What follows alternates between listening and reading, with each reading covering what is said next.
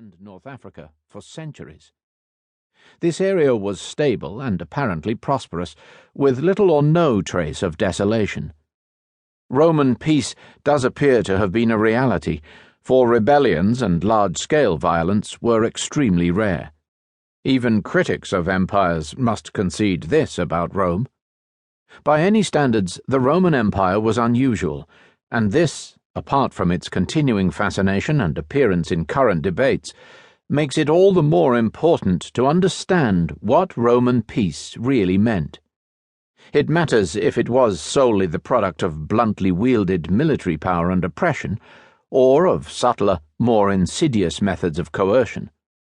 As important is some understanding of the cost of imperial rule to the subject population, and how these felt about being part of a foreign empire. A significant proportion of the world's inhabitants lived in the Roman Empire, and that in itself is a good reason to wish to understand what this meant.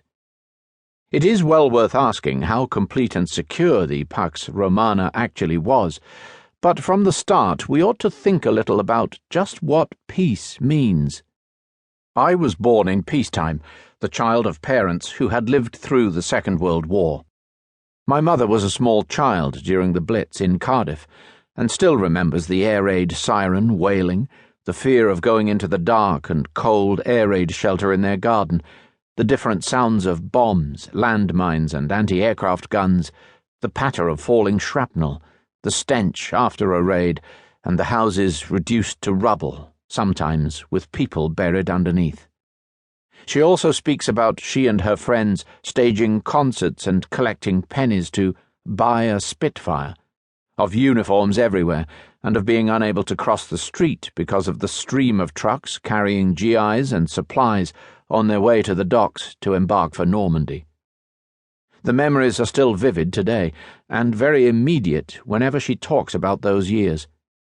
My father was an apprentice in the Merchant Navy, did the Atlantic run, and then was in the Mediterranean supporting the landings in Tunisia and Italy.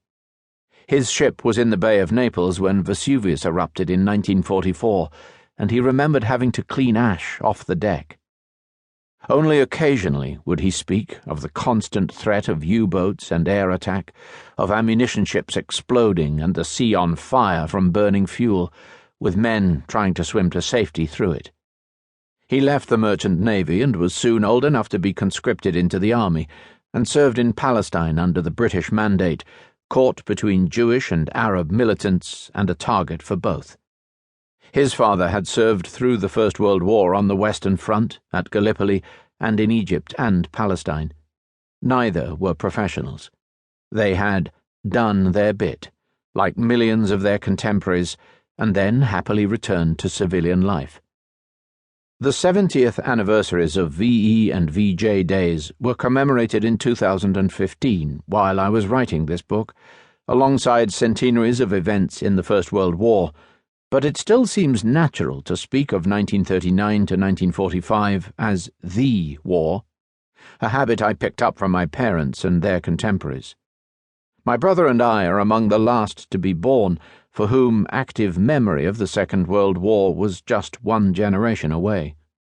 This was not uncommon at our school, where the parents were a little older than the national average, and there were a fair few boys whose fathers had been in the forces, and at least one Bevan boy sent to a coal mine.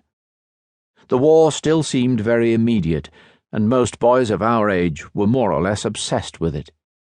There were new dramas being broadcast, and by this time the great flurry of war films produced in the 1940s, 1950s, and 1960s were old enough to appear regularly on television.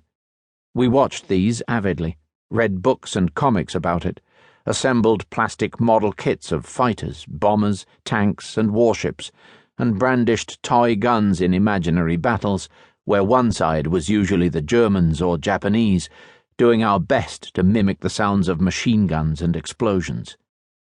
Sometimes our games instead took us to the Wild West or outer space, both staples of television in the 1970s. But more than anything else, we relived the Second World War. It was a good war against bad enemies, and we won, led by familiar actors on screen, the heroes of our comics.